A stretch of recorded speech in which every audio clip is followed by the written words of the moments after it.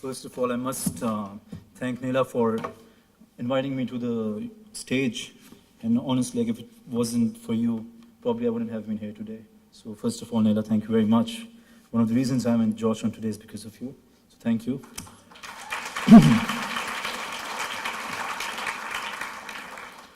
Well, Honorable Dean DeJoya, Dean Dalal, parents, faculty, staff, alumni, and Georgetown class of 2018. Assalamu alaikum and a very, very good evening to all of you. I must say it has been an amazing 4 years, and this moment almost seems magical as we stand here today. When Dean DeJoya came, President DeJoya came earlier on the stage today, you mentioned you came in as a young man and young woman. That made me feel a bit old, to be honest. But I can still remember the first day of my Georgetown University career, just like it was yesterday. I remember I slept the whole day, because back in Pakistan, Sunday is always supposed to be a weekend. And in Doha, Sunday is apparently the first working day of the week. But Sunday here is a working day. And it was only on the very next day, which was my first day at the university, and everyone else's second day at the university, that I realized I had already missed on so much. But at that moment, I told myself, Waleed, things need to change. In Pashto, of course, my mother tongue. But although I had missed the first day of the university, I, like my fellow students, was not willing to compromise on the experience a Georgetown degree had to offer. As you all know, Georgetown School of Foreign Service is one of the world's leading schools in international affairs, and it's been a childhood penchant of mine to learn about affairs, be it international affairs or personal affairs. However, the distinction that Georgetown in Qatar holds is the diversity that forms an integral part of one of our Jesuit values, the Cura Personalis, caring for the whole person and appreciating everyone's distinctiveness, which contributes a lot to a student's experiential learning. As I speak right now, I'm speaking to a room full of people from more than 50 different nationalities. Take a look around yourself, and it's like a small global village in this very room. Over the course of 4 years, I had the privilege to be surrounded by curious, determined, and driven Hoyas from all around the world. While we learn a lot about international affairs at the school, we also learn about different cultures, and we are taught how to appreciate them. And there are people from all the 4 corners of our round earth. I can tell you the essential items that must be on a breakfast tray for the bride and groom at a Sudanese wedding, thanks to my friend Warda, and how in Denmark, your friends will dose you in cinnamon if you're not getting married by a certain age. Here, I must confess that 2 separate occasions I have arranged for myself to be dosed in cinnamon, but so far nothing has happened. I have given it some thought, and I've reached the conclusion, maybe because I'm not Danish. However, I am from Pakistan, and in Pakistan, we basically throw eggs at people for getting married. So, fellow class of 2018 and all the bashers in this room, it is a lose-lose situation. I'm sorry to say that. We have some alumni over here who went on to settle in their lives, got married, have kids. Whenever I meet an alumni, they have this one thing they say like it's a religious duty, you know. Enjoy it while it lasts. Have fun while it lasts. These assignments, these deadlines, these bad grades, these would all be very irrelevant. Wait till you enter the real world. I just figured out it just means that they got married and settled down. Speaking of marriage and the happiness it brings us, one of the very genuine moments I've been happy was learning that few of our classmates have been engaged, and they are on to road to marriage much faster than we are. I don't know whether to be happy about this or not, but we have Awatif over here. Awatif, where are you?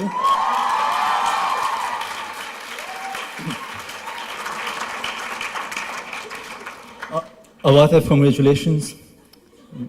We don't see each other that often, so now I see you. I thought I would congratulate you on marriage. And congratulations to the lucky guy, sir. My sincerest congratulations to you.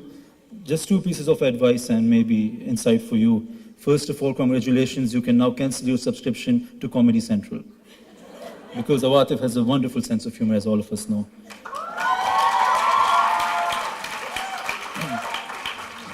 But as a piece of advice, buy the subscription for the Food Network, because she is the worst cook you possibly know. Secondly, my good friend Mariam. Mariam, congratulations to Mariam for getting engaged.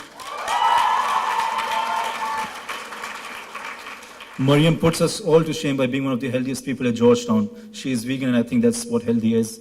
And secondly, she also beat us down to the line of marriage. And to Mariam, and if her fiance is here, the only piece of advice I would like to offer is drive safe and always wear a seatbelt. Because Mariam is also an amazing driver. Anyways, moving on, you got a glimpse of this lovely relationships we have with each other, this Georgetown family, this community that builds.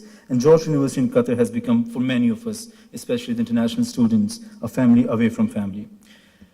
Ladies and gentlemen, I say this because the Georgetown community played a very, very important part in a very transformative experience in my life.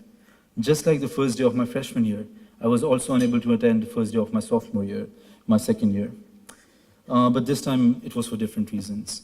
I had to go back to say a final goodbye, and a final goodbye to my father. And this time, I did not need to tell myself that, Waleed, things have changed, for things had actually changed. As I stand here today amongst all of you, honestly, from deepest cores of my heart, I feel extremely ecstatic and proud. I'm graduating tomorrow from one of the most prestigious universities. And this means a lot to me because at one point, this whole thing was put into question. When I came back to Doha, I was feeling like an incomplete person. Some gaps are not meant to be filled, but the love, the care, the support I found from my Georgetown family, the Hoya family, sincerely like to thank everyone and each one of you for that. I cherish the relationships I built here because this bond is very strong. The bond we share as a Georgetown family, it's a bond of blood. I learned in my science classes like these, if you take a closer look at your veins, you see blue blood flowing. I like to believe it's the Hoya blood that's flowing because blue and gray, they are our Hoya colors. They are the colors of Georgetown. Today I'm wearing a blue suit. People have been saying nice tie, so kindly acknowledge that. I'm wearing a blue suit, and tomorrow I will be wearing a gray suit because I'm a very, very proud Hoya and because I only have 2 suits.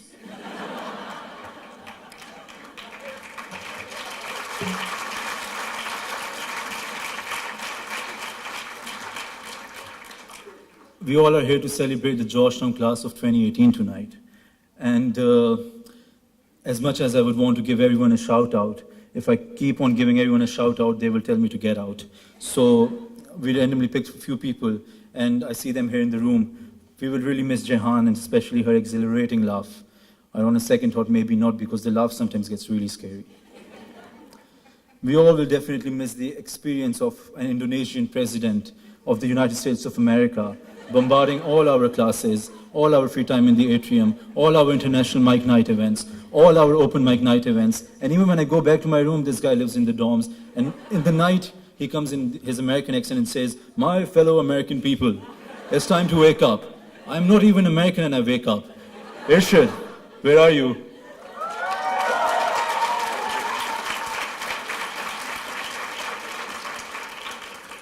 You need to learn when to stop, man. You need to know that. Moving on, we all will definitely miss Khulud. Because,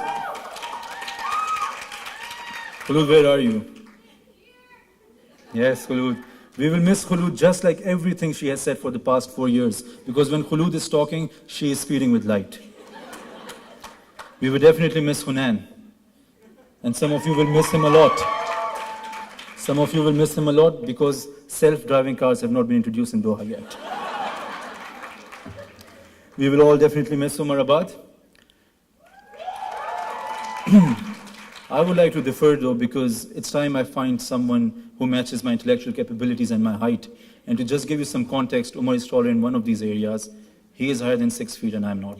So do the math yourself. And lastly, we all will definitely miss Waliullah. But someone who will miss Waliullah more than us are all the McDonald's and KFCs adjacent to the education city because I can see their business going really, really down. Waliullah, where are you? Are you having KFC? Oh, okay. I think it's also I should thank all the lovely ladies who kept coming on the stage again and again. Thank you, although I don't want to say it, but thank you, I think Yara, Vassam, Emma, Jehan, Tanya, all of you kept coming up, saved us the physical exertion of coming up the stage. Recently, this movement has been taking a lot of strength. The future is female. On behalf of the all, yeah, future is female. Yeah. On behalf of the whole Georgetown male community, we are strong supporters and believers of this movement. And if it means to sacrifice our academic awards, so be it.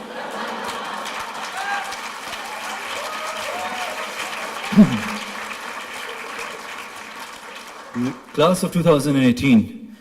Remember when we came in with a lot of questions. Within the very first week of my university career, there was this one question I kept hearing again and again: what is your name? But over time, these questions got very interesting. But the beauty of a Georgetown education is that you enter it with asking questions, you leave asking much, much more questions. As I learned from one of my classes with my beloved Professor Harry Verhoeven, I urge you not to ever stop questioning. It is through questioning that we learn who are saying the words. What are they saying and who are they saying for it?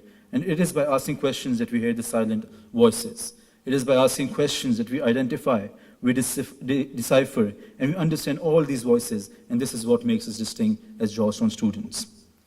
And it is by asking questions that we do not give our professors a chance to ask questions, because if they ask us questions, then we don't have the answers, and that is counterproductive. So always ask questions, but be a bit careful in your future job interviews, because that can also be a bit counterproductive. Ladies and gentlemen, today is a day of happiness and proud for all of you, and it very rightly should be. As I come towards the near end of my speech, I raise you this glass of water. And let this glass of water be symbolic of the marriage at Cana, when Jesus turned water into wine for the guests. As I learned from one of our very beloved theology professors and our previous Santa Claus in residence, Father Thomas Michel, the whole episode of turning water into wine can be seen as a spiritual allegory to show that good times are about to come, and it is always the darkest before the dawn. We are in an interesting time right now in our lives, a time of uncertainty and a time of some chaos. But embrace this uncertainty, embrace this chaos. However, because good things are on the way, we have to figure it out, and I'm very confident that we all will be able to figure it out. Because even the densest of jungles, they always have a way out. You will find your way out too if you just keep looking. As I come towards the end of my speech, I just want to say one of the philosophies I live my life by.